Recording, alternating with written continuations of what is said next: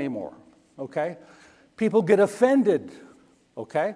People don't like this, hate groups. I don't understand what's going on here, all right?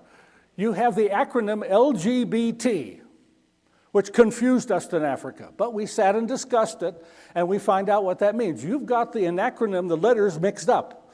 It's bacon, lettuce, and tomato sandwich, which is American, right? The G confused us a little bit until we figured out, oh, that's guacamole. You've welcomed the brothers from the South. So LGBT stands for us, bacon, lettuce, tomato, and guacamole. I don't know what it really stands for, and quite frankly, I don't care. Okay. If I left America in 1959, when I was 11 years old, how old am I? Now, anybody under 30 has to use their cell phone to add it up. Anybody else that's over 30, you do it in your head. Okay, how old am I? I am 59 years old, 17 years ago. All right, does that make sense? Okay, 59 years, 17 years. You know what my chief job is now? Doing myself out of a job. I ain't going to be there much longer. I don't think the Lord wants me to come back here anymore either. I think, perhaps like Livingston, my bones will be in Africa. Okay? It doesn't mean that I'm anti-American. It just means that the Lord has led me there, and I feel very, very strongly that for the rest of my life, I will just be the supervisor of the missions that are already there. In 1959, when my father left, he only had one mission. The South African Christian Mission was my father ministering to the churches in Cape Town. That was his call, okay? In 1962, he started the Cape Bible Seminary in the living room of our home, okay? Now, that's a fancy term for a Bible class. But he discovered that the African ministers and the African leaders did not have the biblical knowledge to lead and mature their congregations. So I would come home from school, and there would be 7 African men sitting around the dining room table with my father, studying the Word. Studying the Word. Only one is left alive. All the others, God's called home already. Brother Andrew Calvert must be about 90 or 92. Guess what he's doing? He's still teaching the Word. Still teaching the Word. Sometimes God's going to leave you here for something you got to do. You may not like it, you may want to do it, but do you think Jonah liked fish and chips? Be careful what the Lord leads you to do, because he's got a job for you. All right? I want to be out of a job. So the South African Christian Mission now has several different ministries under the mission. The first one that's important, as you came in the lobby, you saw a display table. Right next to that are the Bibles collected by this church that are going to come to Africa. It's called the Bibles for Africa Project. Bibles for Africa Project. What happens is this. All the Bibles that are collected by whatever groups or congregations or classes are packed up and sent to Northview Christian Church, where they have a storehouse. And when a container load is ready, a 20-foot container will be delivered there, and they will pack that container with the boxes of Bibles. It'll come to Cape Town, where my co-worker, Heather Burton, does all the paperwork, all the shipment and everything, and the container will be delivered to our warehouse in Cape Town. And it will be unloaded there and sorted out into study Bibles, ordinary Bibles, New Testaments, simple English Bibles, whatever. We will do that. And we will let the churches and congregations know we have Bibles. We have Bibles. Now, you might say to yourself, well, Steve, why don't you just go ahead and use the money for the container and buy Bibles in South Africa instead of having all this done? Because this is very simple. A container load of Bibles costs 25 cents per Bible to send to Cape Town. 25 cents per Bible. And the last container came last month. There were thousands of Bibles in that container. Thousands of Bibles in that container. Okay? Now, we don't deliver Bibles. The deal is this. Your church, your group makes contact with some of our people to say, we need Bibles. We need Bibles. We find out who are they, how many Bibles do they want, what kind of Bibles do they want, and say, come, we'll make an appointment, come to the warehouse and get what you need. Okay? How far would you go for a Bible? If I came to you right now and took your Bible away, how far would you go to get another one? As far as I needed. Hundreds of miles, thousands. In the living room because I have more than one. You have more than one. Okay, I'm going to steal all of them. That's good news. Okay? They come from 2,000 miles. Zimbabwe is a country north of South Africa. So they will drive down with a truck or a pickup for Bibles. 2,000 miles to us, 2,000 miles back. We also import French Bibles because there's a lot of Central African countries who speak French mainly. They desperately need Bibles because they leave their homeland, come to Cape Town looking for work. They don't speak English very well, and all they can do is wash cars or be the car park guards at shopping malls, okay? So you have doctors and lawyers, qualified doctors and lawyers, doing this because that's the only way they can earn any money for themselves. What happens is this: when they leave their village in the Congo or Cameroon or Gabon, and they come to Cape Town, they leave their Bible there with their family. When they come to Cape Town, they don't have one. I carry a box of French Bibles in my car wherever I go. Because when I stop there and the car park guards comes running up, and I can see from his expression and how he looks, whether he's from the Congo, whether he's from Senegal or anything. And I will greet them in Swahili or Lingala, and their eyes will just light up. And I will ask them, "Are you a Christian?" Most of them are some kind of Christian. And I will ask them, "Do you have a Bible, a French Bible?" "Oh, no. I said, "Would you like one?" "I would love to have one." "For me?" I said, "How much?" I said, "It's free. The people in America have made sure that you're going to get one. But here's the deal. I will give you a name, and you'll tell me who this person is, and then I will give you a Bible." "Okay," they say. "Okay." And I say, "Louis Segond." "Who is Louis Segond?" That is the that's the translator of the best French Bible ever printed. 1917. That's the Bible they want. I have them in my car, and I give them one and put it in their hands. I get to see the joy they have when they finally hold a Bible for themselves in their hands. You ever cried over the Bible? I've seen it. You ever have someone just sit down at the curb and open the Bible and start reading and calling everybody, come, I have Bible. There's one shopping mall I drive into, they know my car. And they start screaming in the parking lot, Papa Bibli, come." I said, "No, I'm not Papa Bibli, I just give you a Bible. Papa is God in the Bible. Papa Bibli." That's how desperate they are for the gospel. And you know the other thing that I like? They read it. You know why? Because they don't call it the Bible. Some tribes call it the words of the God. The words of the God. Like God spoke and somebody wrote it down. So you don't question it. You don't argue about it. You don't say this. He says, the God spoke. The God spoke. Can't we do that here? Why can't we do that here? You know why? Because when they become a Christian, they stop being whatever tribe that they were in. They say, "I am now tribe of Christ." Can we teach that here too, please? Can we do this? Well, the Bibles for Africa project gives us the open door to the next one. It's called the Cape Bible Seminary. I still continue it to today. It's not a Bible college in the sense that you have here, okay? This is an extension school project. I go to where they call me to go. Churches as far away as 1,000 miles will write to me and say, "Right, we need you to come to do a workshop for us. We need teaching for our elders. We need teaching for our youth. We need teaching about this, that, or the other thing." And we prepare and go to where they are so they can be fed right away and put the teaching instantly into the church. Why? Because now I have Bibles and I don't know what to do with them. So they ask us, "Please, you've given us these things. Tell us about it. Tell us why this is happening. Tell us what's happening here." So that gives an open door to another project. So the Bibles for Africa Project, Cape Bible Seminary Project, and the Gospel 101 team. I've been in Africa so long that the Gospel 101 team, 4 young African evangelists, I worked with their grandfathers and their fathers.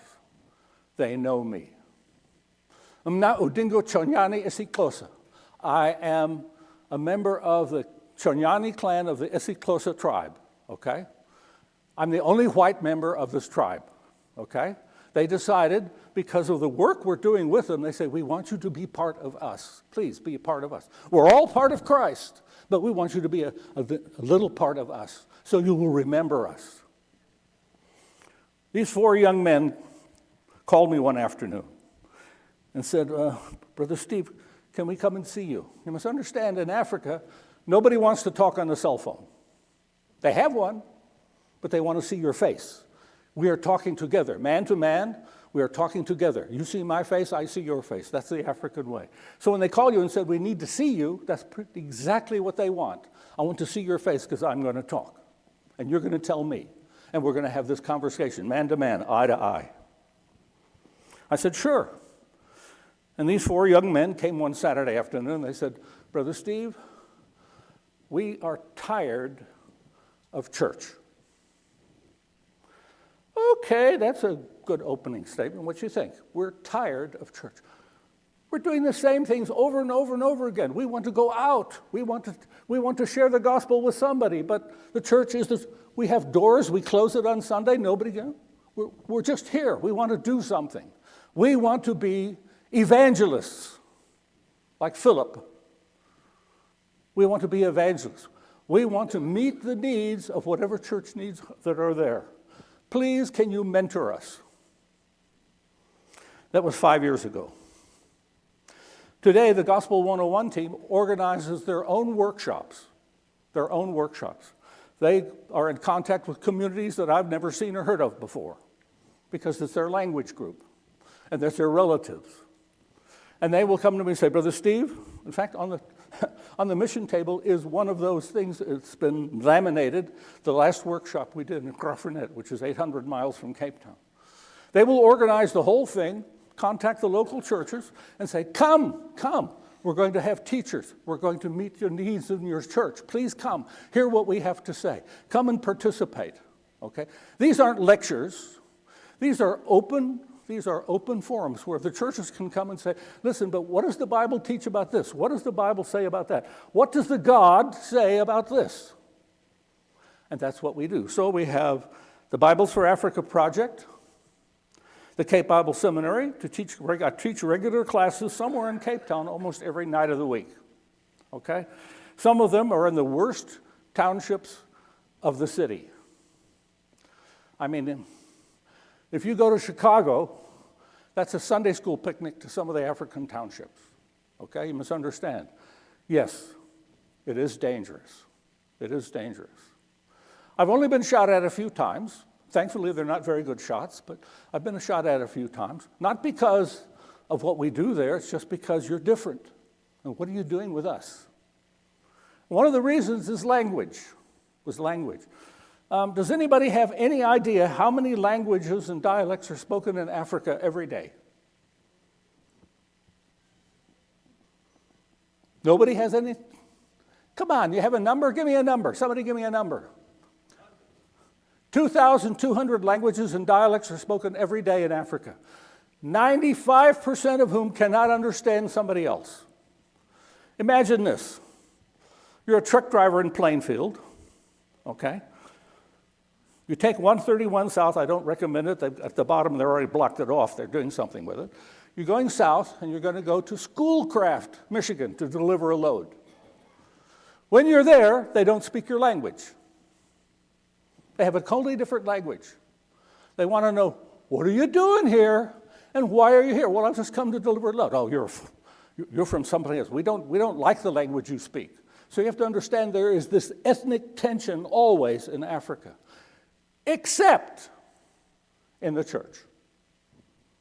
Because now they say, I am from the tribe of Christ. Are you from the tribe of Christ?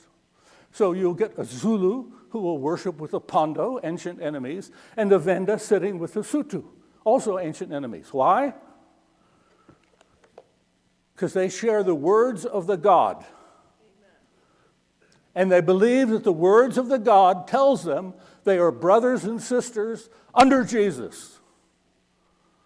Can't we do that here, please? Am I going to have to train the Gospel 101 team to come here? Maybe? She said, whoa. And you want me to go? The Gospel 101 team is doing a marvelous work. They are taking a lot of things off my shoulders. I'm giving them as much as they can take, okay? Because one day I ain't going to be here. I have to replace myself.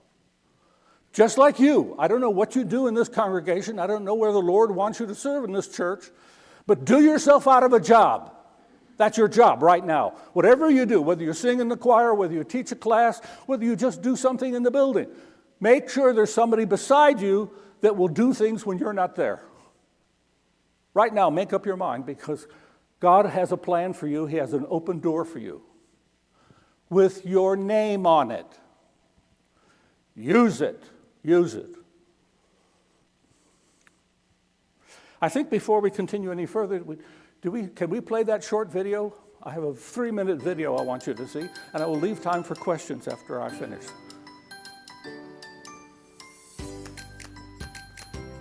That's where I live.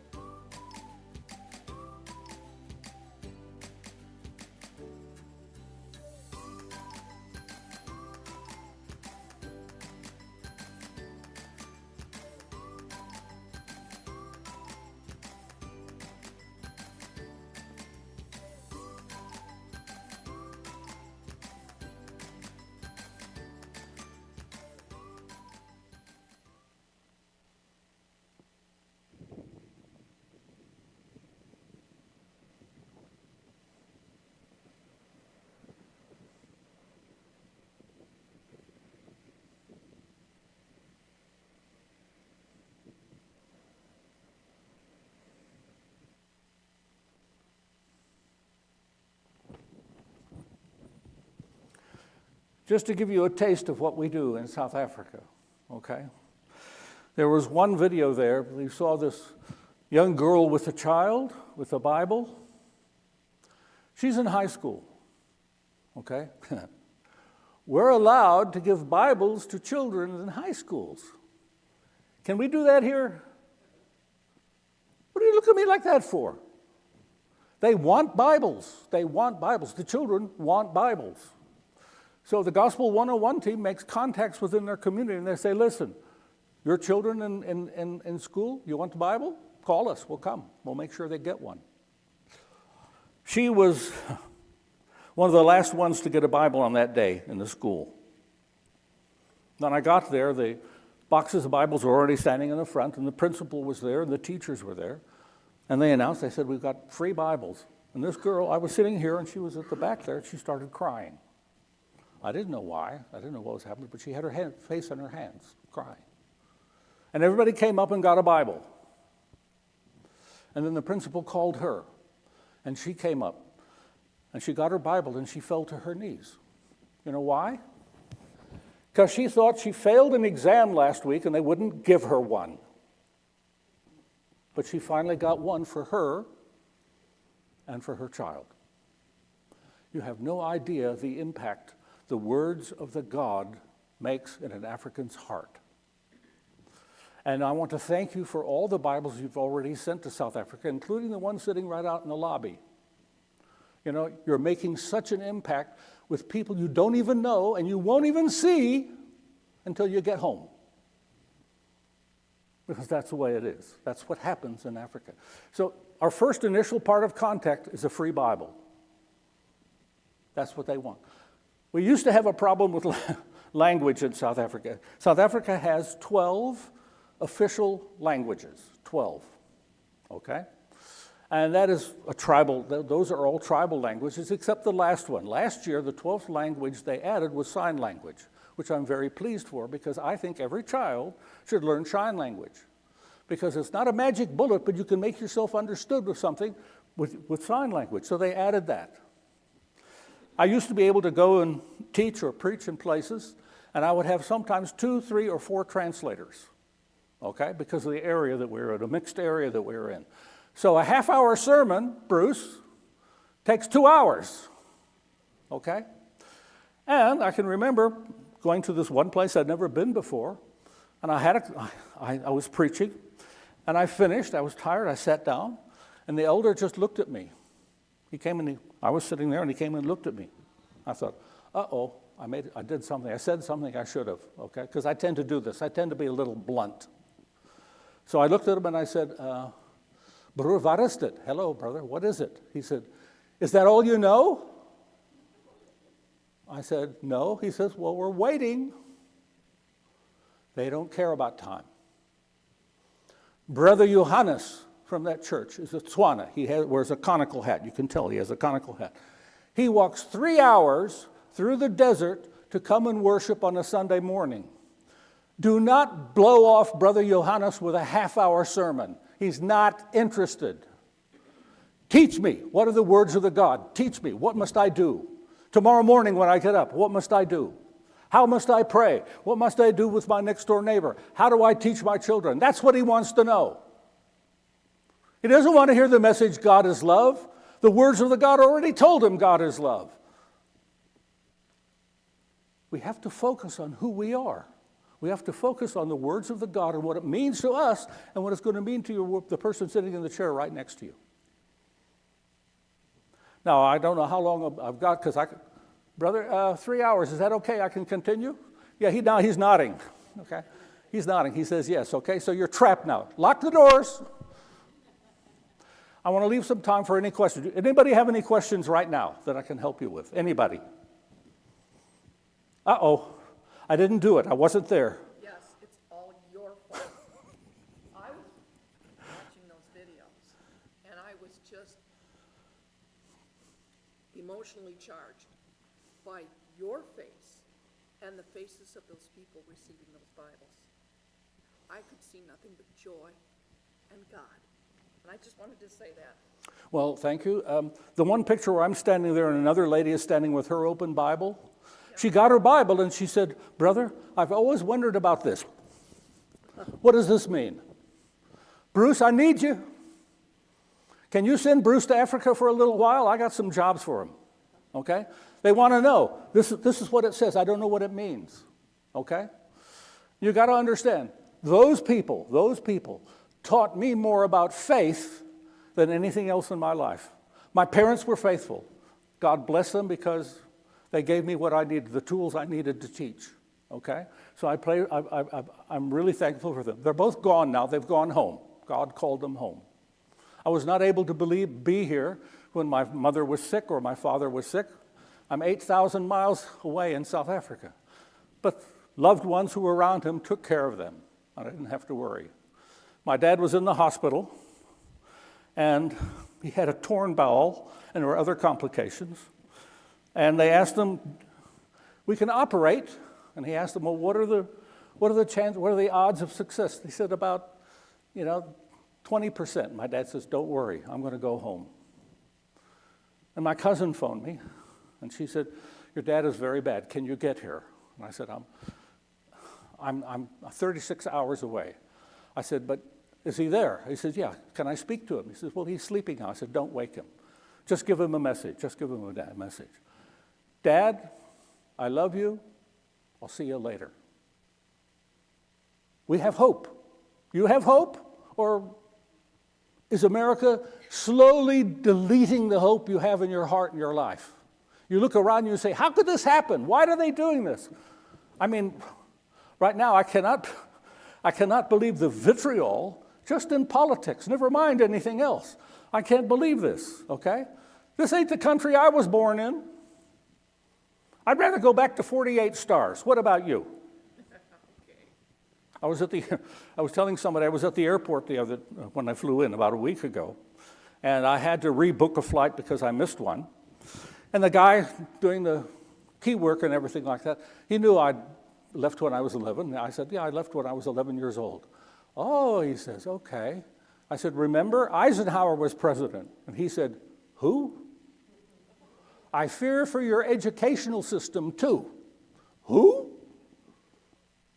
Any question? Sorry, I didn't. Anybody else have a question? Now's the time to ask. Does anybody want to come and visit us in Africa? Jim Quick came. Is Jim here this morning? I don't think I can see him. He came with a couple other people from this area. Okay, asked them about it. They were there 2 weeks. We worked them hard.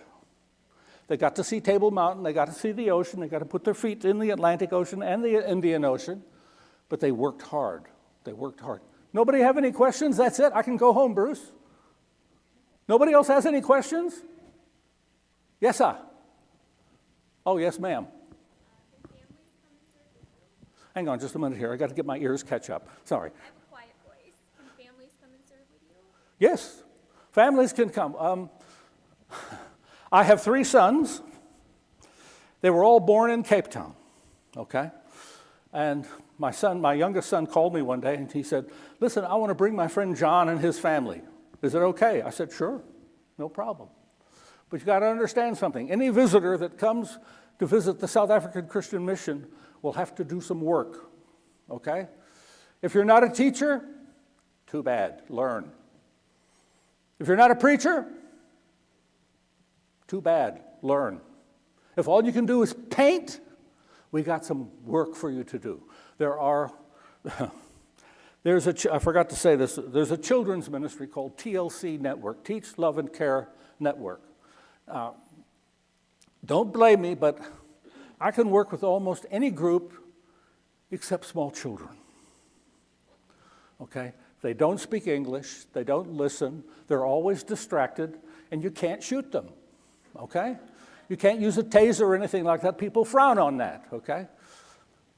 There are times in my ministry where I had to do those things because there was nobody else, okay? Thank goodness God has raised a director of each of the programs we have to head up that program.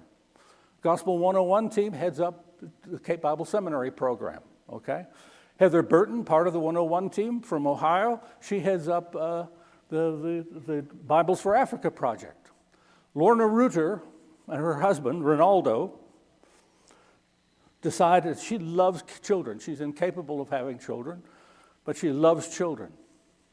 And she has made contact with over 40 daycare centers and townships to help those who are running the daycare centers take care of the children. She supplies books and materials, crayons, and anything like that for the children.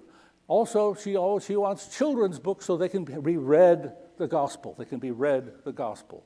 So that's another aspect of our problem. I used to do that, and I wasn't very good at it, okay? I get very impatient. There's another ministry that I don't like to do, but occasionally I'm called to do, and I have to go.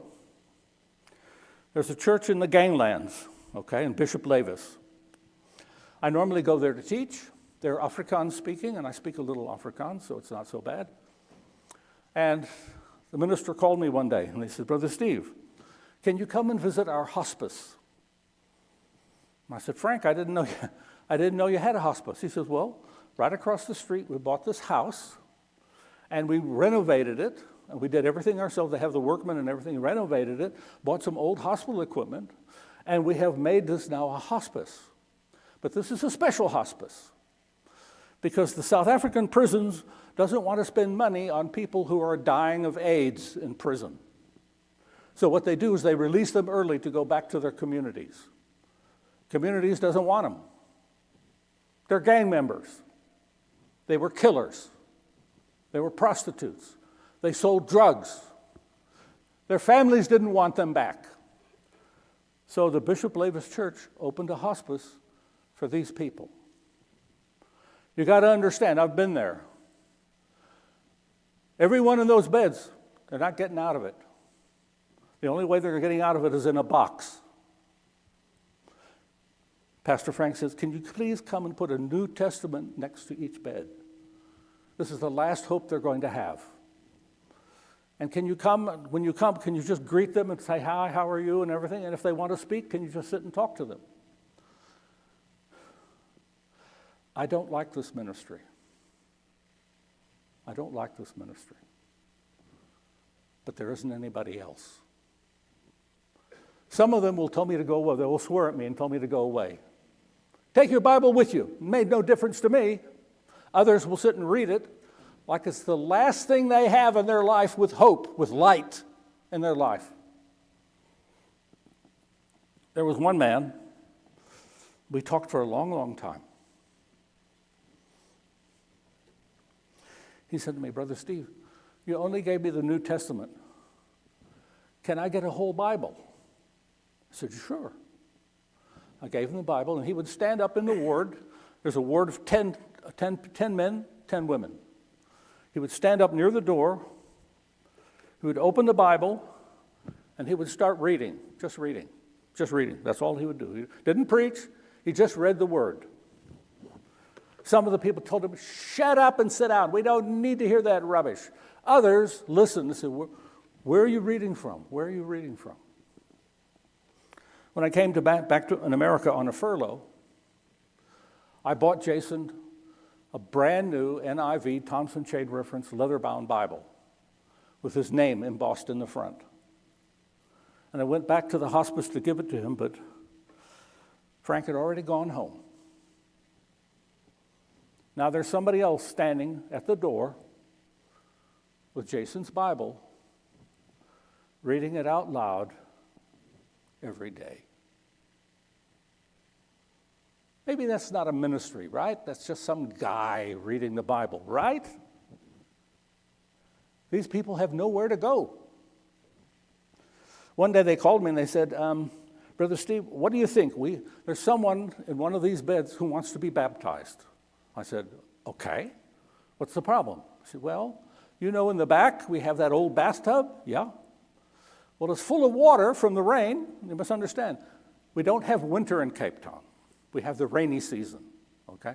Gets all the way down to 45. Oh, we suffer, okay? And the water is ice cold. Now, this guy wants to be baptized, but the water's very cold, and the doctors say, you can't do it. He's too frail. He's too frail. He could die. I said, well, what does Brother John said? What does Brother John say, the man who wants to be baptized? What does he say? He said, if I die, I'm like the thief on the cross. I will just go to paradise. And they baptized him. So you have to understand there are parts of the ministry that may be a little bit glamorous. Oh, I go to these people. Oh, I go to those people. We preach, we teach. People come forward. They accept Christ. They're baptized. They become a part of the tribe of Christ. And they read the words of the God for themselves and their children and their neighbors. It sounds good, right? Not everything is so pretty. Not everything is so easy. Not everything is going to go the way you want it to go. Are there anybody? I could talk for a long time. Does anybody else have any questions while we're at it? Yes, bring your family. You're welcome. How many of the 12 kids are going to bring? You're welcome. We have an open ministry. Anybody that wants to come and visit us, we have an open ministry. But I warn you, yes, we'll take you to Table Mountain. Yes, we'll take you to the oceans. Yes, we'll show you all the nice tourist stuff. But you're going to have a little job to do too. Because we need help. We need your help. You're already helping us with those Bibles there, okay? Dave Faust, remember I told the man with the card on the table, please take one if you want to know any more. Dave Faust wants to have another container load of Bibles ready to be shipped before I leave on furlough in October. He said to me, Steve, about time you got your hands dirty. You can load and unload when you get home. Anybody have any questions? Anybody? That's it? How am I doing on time, Bruce? Just about done. May God bless each and one of you as you have the words of the God in your life. Please share it with somebody, and please do yourself out of a job, because that way the work will continue. Hopefully when I'm gone, because I don't know how long the Lord is going to bless me with life, but when I'm gone, hopefully all those ministries that we talked about, they will carry on when I'm not there. Not because I did anything, but because those who are working next to me, my co-workers, have picked up the traces, and they're doing their work. Anyway, thank you. God bless you, all of you.